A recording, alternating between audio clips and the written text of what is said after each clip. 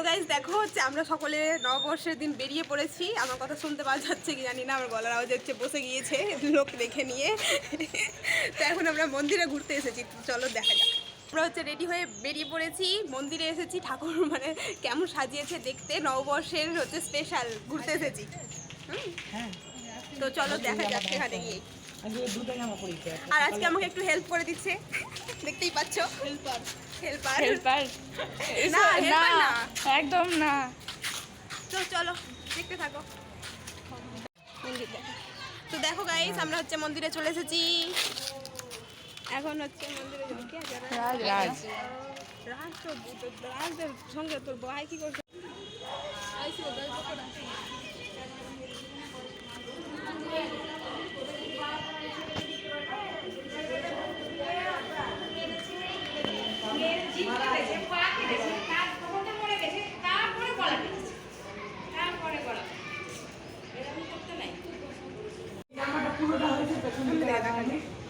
পুরোটা গেছে জামাটা পুরোটা গেছে পেছন দিকে।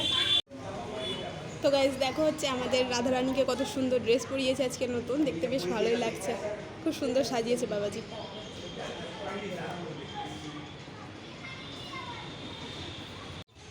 তো গাইস দেখো আজকে তোমাদের সঙ্গে আমি মন্দিরটা আমাদের শেয়ার করবো, আমাদের রাধা গোবিন্দ মন্দির। তো চলো দেখতে থাকো।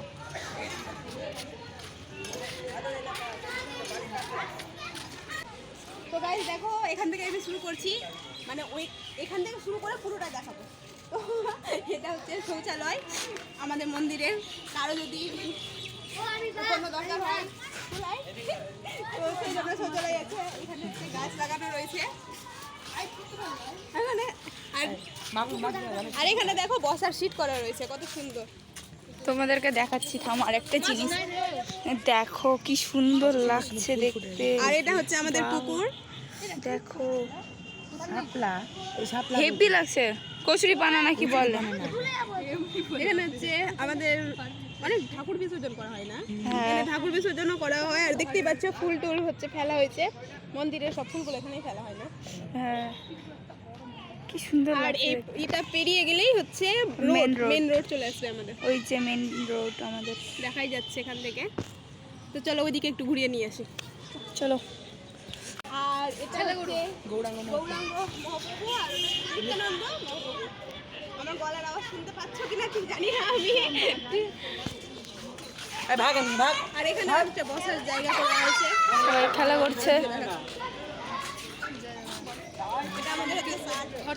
এটা আমাদের হচ্ছে আমাদের মন্দিরে থাকে। এটা আমাদের মন্দিরের সার, আমাদের মন্দিরেই থাকে। আর চলো ওদিকে শিব মন্দির দেখি। শিব মন্দির এই যে এখানে অনেক কি আছে, বল আমাদের বন্ধু। এই যে আমাদের বন্ধু বলে।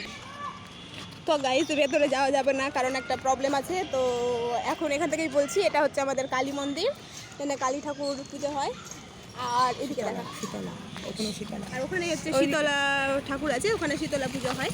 আর এখানে হচ্ছে ষষ্ঠী, জামাই ষষ্ঠী যেটা বলে, সেই ষষ্ঠীর গাছতলা এটাই, এখানেই পুজো করা হয়। যখন ষষ্ঠী আসবে তখন তোমাদের সঙ্গে সেটাও শেয়ার করব। আগে আগে এই জায়গাটাতে করে ছিল, তারপরে এখন কেটে এখানটাতে মানে সরিয়ে দেওয়া হয়েছে, কারণ রাস্তা হচ্ছে আসতে। হ্যাঁ, বট গাছের শিকড়গুলো হচ্ছে মাটিতে ঢুকে গিয়েছে, তার জন্য অসুবিধা হচ্ছে। আর রাস্তার মাঝখানে একটা হয়ে যাচ্ছিল, তার জন্য আরো।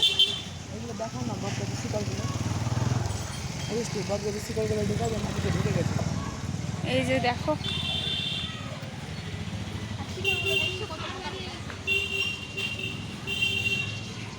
আর এই যে এদিকে দেখো, আমাদের হচ্ছে রাধা গোবিন্দ মন্দিরের ধর্মশালা।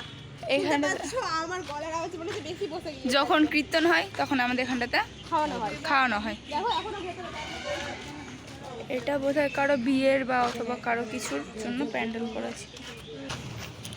আর এটা হচ্ছে দেখাচ্ছি এখনই, আমাদের ঘোরা। আর এটা দেখাবো এখন, ওটা হচ্ছে শিব মন্দির। তো এখানে আমরা শিবরাত্রি করতে পড়ে যাচ্ছিলাম, শিবরাত্রি করতে এসেছিলাম। তো চলো সেটাও দেখিয়ে দিই তোমাদেরকে। মন্দির দেখেছি, আমি দেখেছি।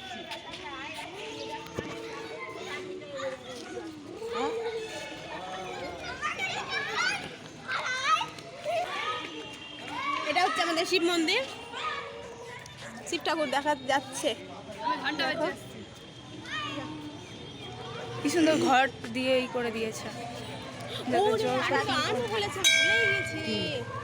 তুলছি তোলার জন্য আমি টাঙালাম আজকে নিয়ে নিবা এখানে মাকে বলতে ভুলে গেছি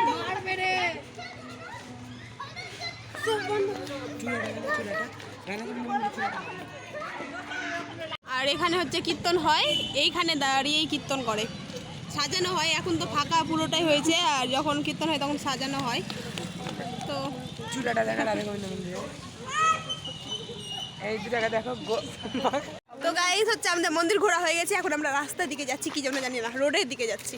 শুভ বললো চলো, যেতে শুভ বললো যেতে। শুভ কি খাওয়াবে না? আইসক্রিম পার্লার যাচ্ছি আইসক্রিম পার্লার তো চলো যাও জগতের সঙ্গে। স্পেলিংও জানে না শুভ সবসময় কেন ওই করিস রে?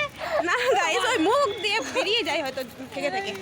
চলো তো গাইস দেখো ওরা ঘুরতে নিয়ে গেল, আর কিছু খেলো না, চলে এলো। শুভ নিয়ে গেছিল শুভ না হচ্ছে আইসক্রিমের পার্লারটা হচ্ছে বন্ধ রয়েছে তার জন্য।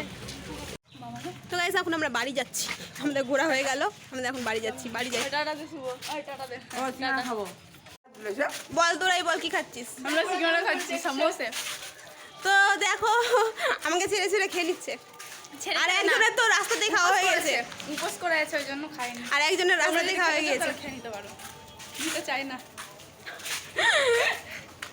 তো বাড়ি চলে এসেছি, আর কি, আর কোনো ব্লগ নেই, কোনো কিছু নেই। আর ওখানে আমার দিদি আছে, চলো। তো এখানে দেখো আমার দিদি পাগলের মতন কি দেখছে আর হাসছে আর আমাদের বলছে। তো আজকের ভিডিওটা আর বড় করছি না, এখন পর্যন্তই রাখছি। যদি ভালো লেগে থাকে তবে লাইক কমেন্ট